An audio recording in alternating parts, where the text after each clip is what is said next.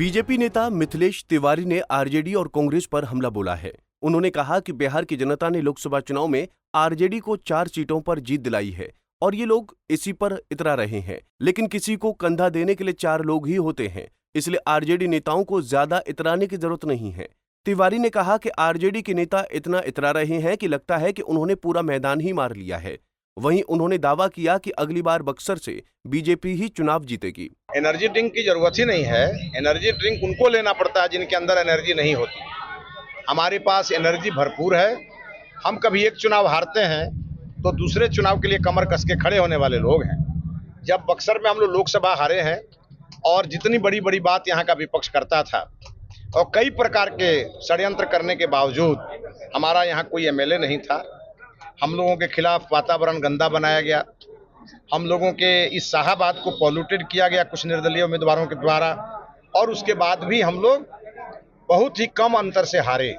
तो आज भाजपा के सभी कार्यकर्ताओं ने आज यहाँ संकल्प लिया है कि अगला चुनाव हम हर हाल में जीतेंगे और ये महागठबंधन और इंडी गठबंधन को औकात पे ले आएंगे। इसका पूरा काम आज से हमारे भाजपा कार्यकर्ताओं ने करना शुरू किया। बिहार में 4 सीट लाई है राजा, और 4 पर ही इतरा रहे हैं। कैसे देखिए, लगता है कि पूरा मैदान जीत गए हैं। 4 सीट ही आई है और 4 ही कंधे होते हैं किसी पार्टी के लिए, तो जनता ने दे दिया है, उसी पर वो लोग पहुंचा देगा उनको। वहीं बीजेपी के प्रदेश महामंत्री मिथिलेश तिवारी ने कांग्रेस पर हमला बोला है। तिवारी ने कहा कि चुनाव में कांग्रेस ने बीजेपी पर तमाम तरह के झूठे आरोप लगाए थे। तिवारी ने कहा कि कांग्रेस ने बीजेपी पर आरक्षण खत्म करने का झूठा आरोप लगाया, जबकि इंदिरा गांधी के राज में देश में आपातकाल लगाया गया था। मैं 1975 में किया था, उस कुकर्म को आज तक भारत की जनता याद रखती है और कांग्रेस पार्टी हमेशा सत्ता के लिए कुकर्म करती रही है और इस बार भी सत्ता के लिए झूठ बोला कांग्रेस पार्टी ने, झूठ बोला इंडी गठबंधन ने कि मोदी जी 400 सीट लेके आएंगे तो संविधान खत्म कर देंगे। इन लोगों ने झूठ बोला कि आरक्षण खत्म कर देंगे। इन लोगों ने झूठ बोला कि ये चुनाव अंतिम चुनाव है।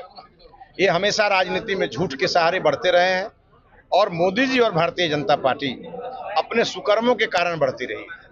जब हमको ताकत मिली, हमने जब कोई अमेंडमेंट किया, पार्लियामेंट में बिल लाया, तो जम्मू कश्मीर जैसे राज्य से धारा 370 को हटा करके 35A को खत्म करके जम्मू कश्मीर के नागरिकों को एक भारत का जो अनडिवाइडेड राज्य था उसके अंदर शामिल किया।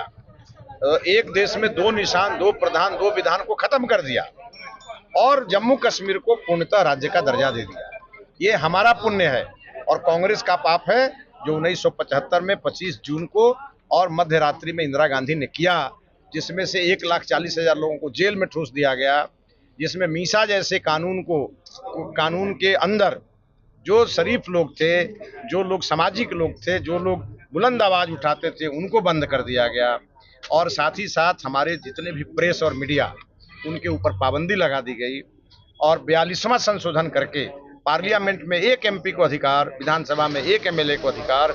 ऐसा घिनौना काम कांग्रेस पार्टी ने किया, जिसको जब 25 जून देश में आएगा तो कांग्रेस के नाम पे हमारे भारत के लोग हमेशा जो है सो निंदा प्रस्ताव पारित करेंगे और उसी के लिए आज हम सभी इकट्ठा हुए।